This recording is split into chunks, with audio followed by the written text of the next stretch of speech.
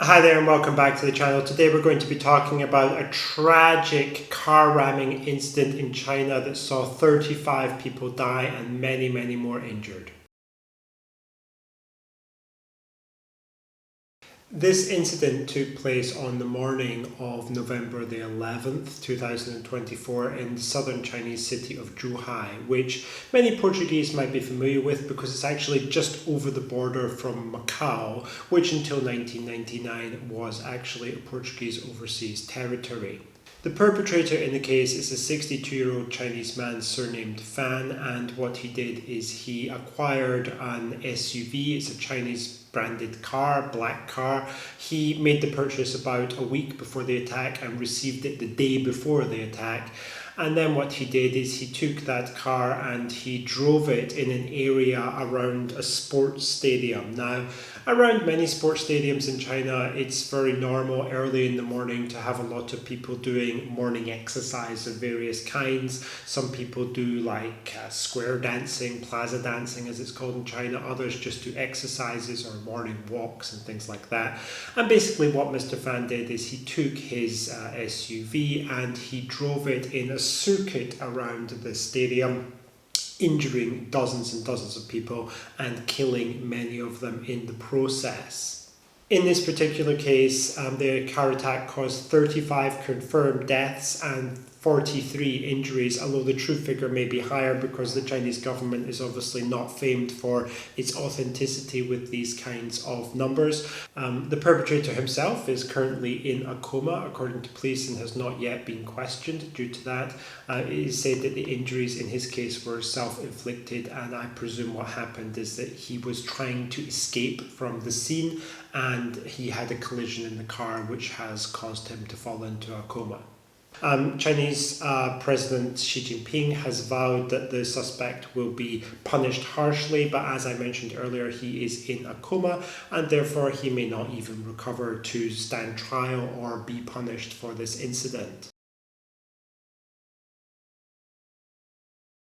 Now in China, there are very few firearms available. I've lived there for almost 2 decades and, firearms are basically unobtainable in the country. But what you do find is a lot of attacks which take place with other implements, usually knives, but increasingly vehicles. And Chinese netizens have created a post basically comparing the number of guns in America to the number of cars in China. And you can see from the footage of this incident that a car has the potential to inflict serious damage on a large number of people. In terms of the motivation for this incident, because the perpetrator is in a coma, we're not exactly sure. But he had recently been embroiled in a court dispute. It's rumoured to be a divorce, although that information initially posted by police was later taken down. We're not sure whether it's valid or it was taken down for some other reasons. But anyway, he was in some kind of legal dispute and the result did not satisfy him. He felt like he had been cheated, like he had been denied justice in the case. And it's quite interesting that he selected this location for his vengeance because it is very close to residential communities which are populated by judicial workers, members of the judiciary and their family, and indeed the police. And they would usually go to do exercise around the stadium. So I think it's a calculated act of revenge in which Mr. Fan decided that he would take his car and he would attack the people who basically deprived him of justice in his eyes. Predictably, the Chinese government response has been censorship.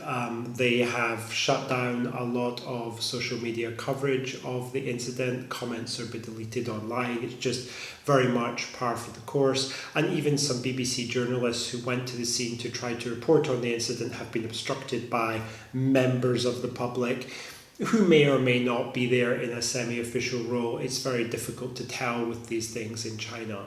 The only statements that have actually been given are police statements, and they've been changing with less information given in the latter versions. As I mentioned earlier, the fact that Mr. Fan felt that he had been cheated during legal proceedings concerning his divorce by the justice system. That was deleted from later police communications, and it seems that the police are trying to really minimize this incident. What the local government of Zhuhai has actually done, though, is they've started a little bit of a campaign for the monitoring of people who have the 4 lacks or 5 losses, as they term it. According to local authorities, people who have no spouse, no kids, no job, and no property are people who have the 4 lacks, whereas people who have the 5 losses are people who have failed investments, life setbacks, bad relationships, psychological instability, or some form of mental health issue. Now, these are people who would probably need social support in other countries from the government, but in China that just really doesn't exist. So instead, these people are going to become the target of monitoring by the government to make sure that they don't step out of line or do anything like this. Because in China, this kind of revenge attack is sadly all too common. It's not even just confined to China. When I lived in Thailand, I also saw some examples of this. Guys going to kindergartens or primary schools and shooting them up. That happened in Thailand. Going to kindergartens and primary schools and knifing people. That happened in China. And there have been many incidents like these in both Thailand and China, but more so in China, A, because it's a bigger country, and B, because I think that the main motivation for these kinds of incidents is connected to the present economic conditions in China, which are dire. Many people have lost a lot of money due to investments in real estate and the recent stock market bubble, scandals with the banks that are not refunding people's deposits, or they're putting limitations on the amount of money that you can take out of accounts and things like that, restrictions on moving money overseas, general levels of unemployment. Things are not good in China. Whatever you may have heard, it's worse than that. It's definitely undergoing what we would term in the West to be a severe grinding recession as they work off all of the years of overinvestment and misinvestment in various different kinds of infrastructure projects and real estate projects. It's really causing a severe amount of pain in the country, and it's being felt by citizens on the ground. And although, of course, this kind of behavior, attacking people with your car or with a weapon is absolutely inexcusable, this is the underlying set of circumstances which triggers this. In China, there's no social support.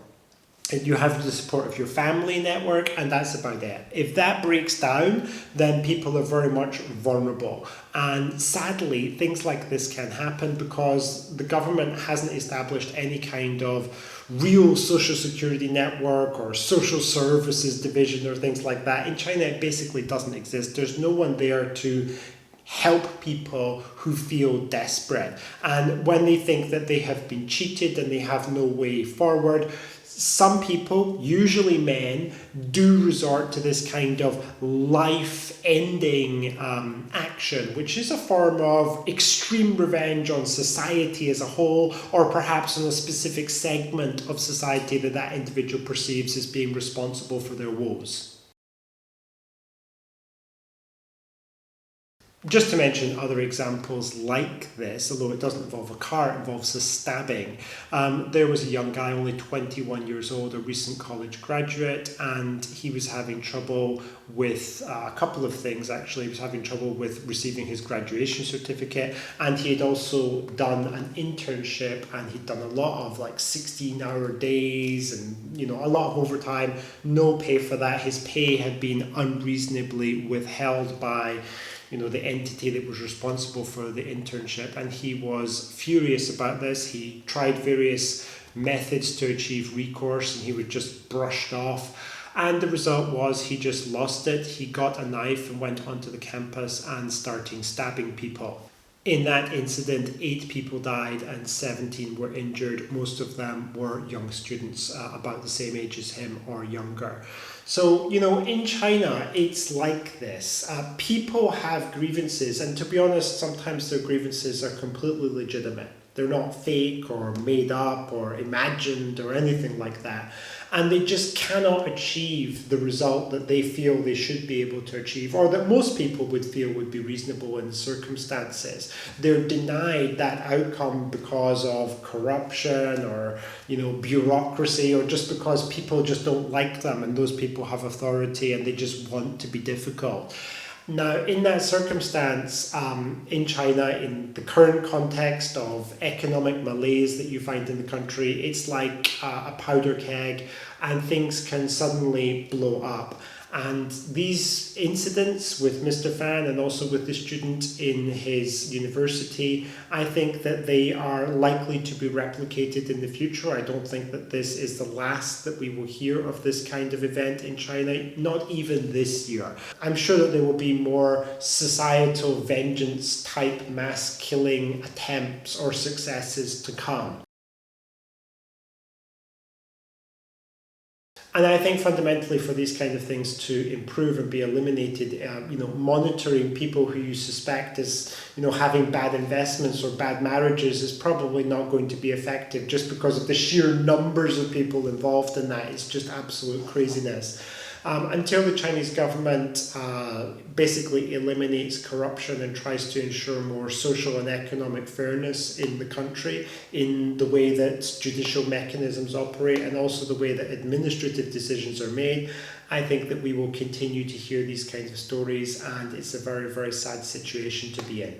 Alright, well, I hope you enjoyed today's content. It's a sad story, admittedly. Please let me know what you think in the comments below, and I will see you soon in the next video.